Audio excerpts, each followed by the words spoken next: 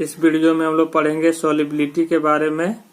Solubility के बारे में थोड़ा सा हम लोग समझेंगे कि सॉल्युबिलिटी क्या है। तो सॉल्युबिलिटी जो होता है वो बोलते हैं हम लोग घुलनशील। तो सॉल्युबिलिटी हम लोग कहते हैं कि 100 ग्राम वाटर में जितना अमाउंट ऑफ सोल्यूट जो हम लोग डिजोल्व करेंगे वही हमारा क्या कहलाएगा, सॉल्युबिलिटी।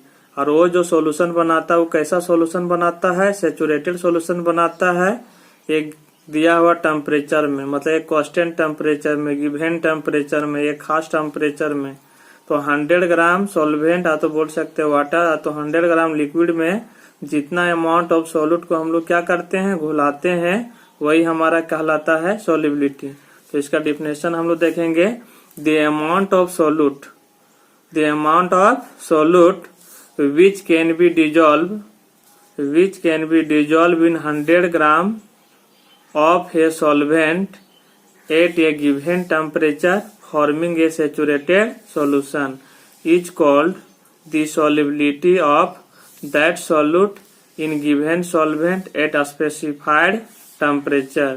तो वही बोला है कि 100 ग्राम वाटर में 100 ग्राम सॉल्वेंट में जितना अमाउंट ऑफ सोल्यूट क्या कर सकता है, डिजोल्व कर सकते हैं हम लोग।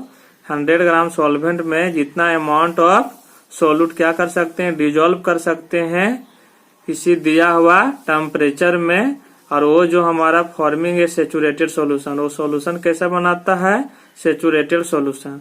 अब सैचुरेटेड सॉल्यूशन क्या होता है कि वैसा सॉल्यूशन कि उसमें फिर हम लोग फर्दर अमाउंट ऑफ सोल्यूट को नहीं घुला सकते हैं, कि सोल्यूट के साथ वो जो सॉल्यूशन होता है सोल्यूट के साथ कैसा होता है, साम्य स्थिरांक में होता है, उसको हम लोग बोलते हैं saturated solution is called solubility of that solute in given solvent at specified temperature.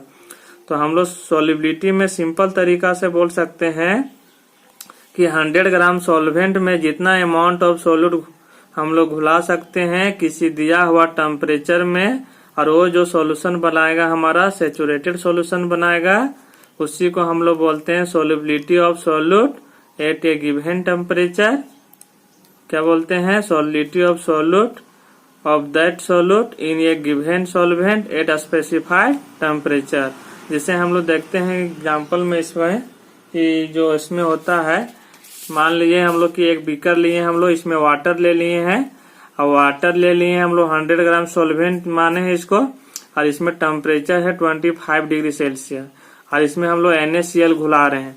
तो हम लोग देखते हैं कि 100 ग्राम वाटर में 25 डिग्री सेल्सियस में जो घुलता है हमारा वो 36 ग्राम NaCl घुलता है। तो इस तरह से हम लोग बोल सकते हैं कि जो हमारा सॉल्युबिलिटी हो रहा है वाटर में क्या चीज का, सोडियम क्लोराइड का, कि पर 100 ग्राम वाटर में 36 ग्राम NaCl क्या हो रहा है, घुल जा रहा है, सोल्यूबल हो जा रहा है। कि इसका जो सॉल्युबिलिटी है पर 100 ग्राम वाटर में जो हमारा सॉल्युबिलिटी है NaCl का वो कितना है, 36 ग्राम।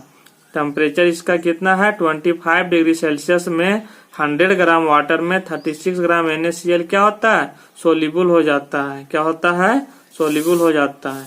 यही चीज हमारा एग्जाम्पल में यहाँ लिखा हुआ है कि for example 36 gram NaCl dissolve in 100 gram water at 25 degree Celsius. कि तो 25 डिग्री सेल्सियस में 100 ग्राम वाटर में 36 ग्राम सोडियम क्लोराइड क्या होता है, घुल जाता है, डिजोल्व कर जाता है।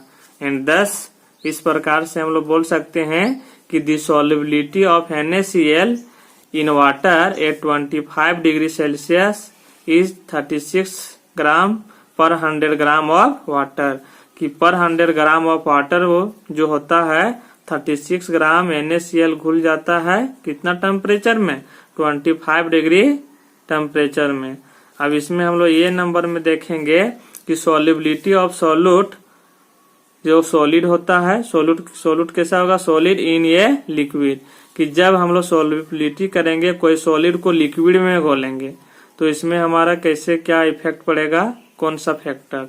तो करा दी solubility of solute in a liquid depends upon following factor. कि जब solubility of solute in a liquid depends upon following factor, कि बहुत सारा फैक्टर में डिपेंड करेगा। पहला फैक्टर बोल सकते हैं हम लोग nature of solute and solvent. कि किसके नेचर पर, सोल्यूट और सॉल्वेंट।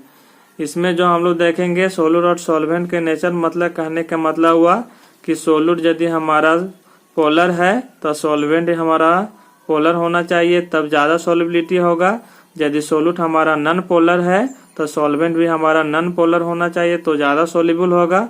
लेकिन यदि हमारा सोल्यूट पोलर है या सॉल्वेंट हमारा नॉन पोलर है तो सोल्युबिलिटी क्या होगा, घट जाएगा।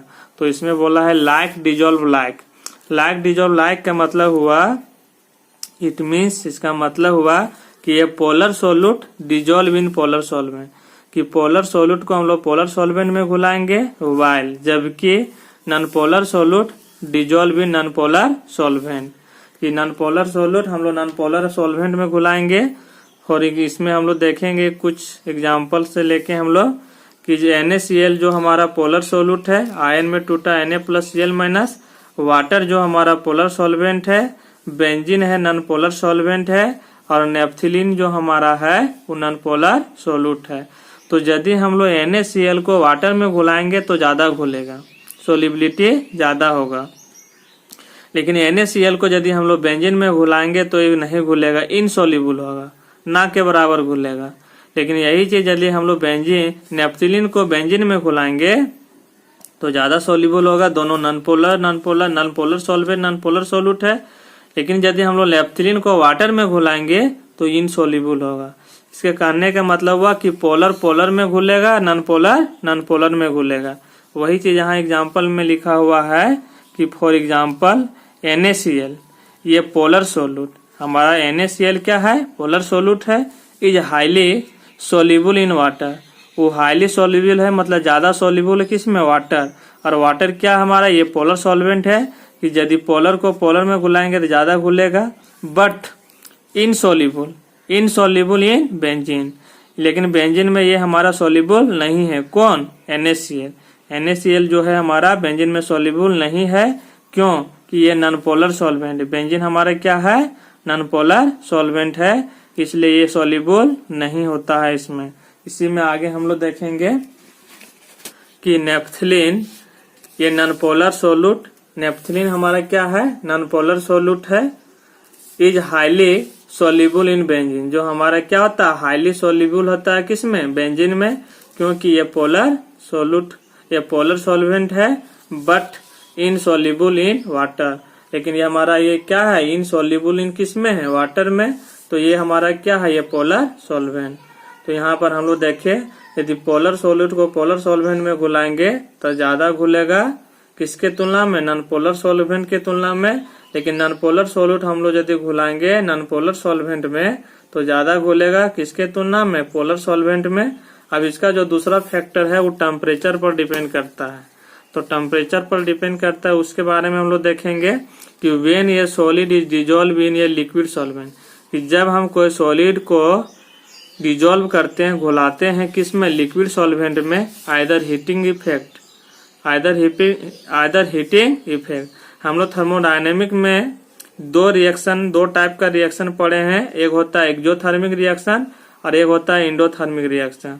तो एक्सोथर्मिक रिएक्शन वैसा रिएक्शन जो को बोलते हैं कि वैसा रासायनिक अभिक्रिया जो हमारा स्वतः हो, स्पॉन्टेनियस हो, और जिसमें हमारा रिएक्शन होगा और हीट रिलीज करेगा। हीट क्या करेगा, रिलीज करेगा। तो उसमें हमारा क्या होता है, हीटिंग इफेक्ट बोलते हैं उसको। क्या बोलते हैं, हीटिंग इफेक्ट।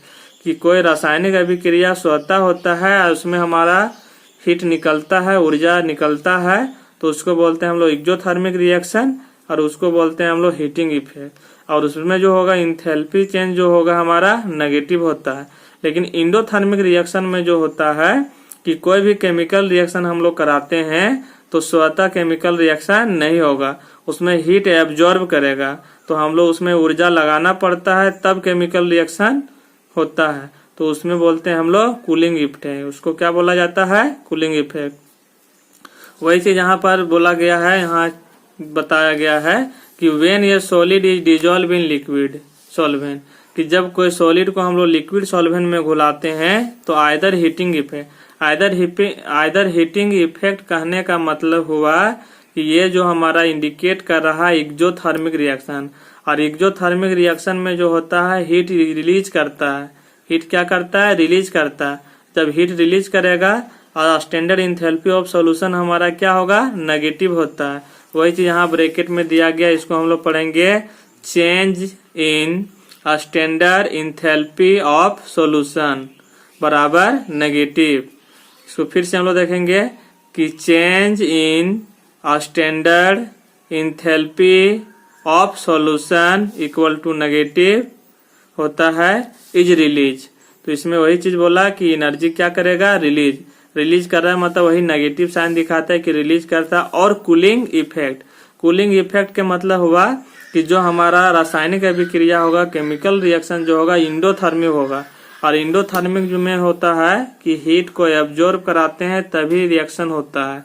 तो इसमें जो होता है change in standard enthalpy of solution positive कहने का मतलब एब्जॉर्ब करेगा, पॉजिटिव कहने का मतलब एब्जॉर्ब करेगा। इसको पढ़ेंगे हम लोग change in standard enthalpy of solution बराबर नेगेटिव। और वही चीज बोला इज एब्जॉर्ब। कूलिंग इफेक्ट है जो हमारा क्या करेगा, इज एब्जॉर्ब, मतलब क्या एब्जॉर्ब करेगा, हीट, ऊर्जा। क्या एब्जॉर्ब करेगा, ऊर्जा। अब इसमें हम लोग देखे हैं कि इसमें जो टेम्परेचर के बारे में जो बोला है ली चैटर्जियस प्रिंसिपल के द्वारा, कि ली चैटर्जियस जो एक वैज्ञानिक था जो इसमें हमारा एक्सोथर्मिक और इंडोथर्मिक रिएक्शन के बारे में एक्सप्लेन किया है टेम्परेचर और प्रेशर के बारे में। तो ली चैटर्जियस प्रिंसिपल जो है यहाँ पर देखेंगे क्या बोल रहा है कि व्हेन ए रिवर्सिबल फिजिकल और chemical transformation is in equilibrium, जब हमारा कोई रिवर्सिबल मतलब साम्य स्थिरांक में होता है, फिजिकल और केमिकल ट्रांसफॉर्मेशन होता है इज इन इक्विलिब्रियम मतलब होता है साम्य स्थिरांक। करा one of the factor establishing the equilibrium, कि एक फैक्टर कम से कम उसमें वन फैक्टर इस्टेब्लिश किया जाता है इक्विलिब्रियम सच दैट, जो क्या हो सकता है, प्रेशर होता है, टेम्परेचर होता है, etc इज चेंज्ड, कि प्रेशर और टेम्परेचर को हम लोग चेंज करते हैं तो इक्विलिब्रियम शिफ्ट करने में हमारा इफेक्ट होता है। कि the equilibrium shift in that direction which has a tendency to cancel the effect of change, कि इफेक्ट जब उसमें हमारा एक का उसमें चेंज जो होगा वो चेंज करेगा, एक दूसरे को कैंसिल करेगा। तो इसमें हम लोग देखेंगे कि इक्विलिब्रियम किधर शिफ्ट करेगा, या तो फॉरवर्ड डायरेक्शन करेगा या तो बैकवर्ड डायरेक्शन करेगा। तो इसमें जो बोला है ली चैटर्जियस प्रिंसिपल के द्वारा कि ये रिवर्सिबल ट्रांसफॉर्मेशन होता है, फिजिकल और केमिकल ट्रांसफॉर्मेशन किया जाता है इन किस में, इक्विलिब्रियम में। और इसमें one of the factor establish किया जाता है, इसमें से फैक्टर होता है टेम्परेचर और प्रेशर। या तो प्रेशर के बारे में पहले देखेंगे या तो टेम्परेचर के बारे में। Is change the equilibrium shift in that direction, मतलब उस डायरेक्शन में शिफ्ट करेगा which has a tendency to cancel the effect of change, एक दूसरे को कैंसिल करता है, इफेक्ट को चेंज करता है।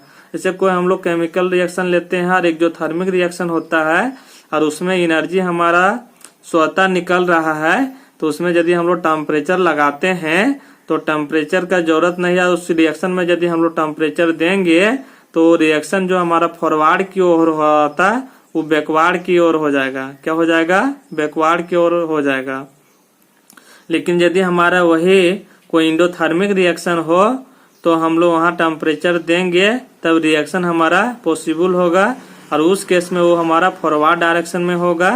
तो इसमें जो बोला गया है कि when A reversible physical and chemical transformation, कि इसमें जो हमारा रिवर्सिबल किस चीज का ट्रांसफॉर्म होता है, केमिकल और फिजिकल ट्रांसफॉर्मेशन किया जाता है। इज इन इक्विलिब्रियम मतलब किस स्टेट में होना चाहिए, इक्विलिब्रियम में होना चाहिए।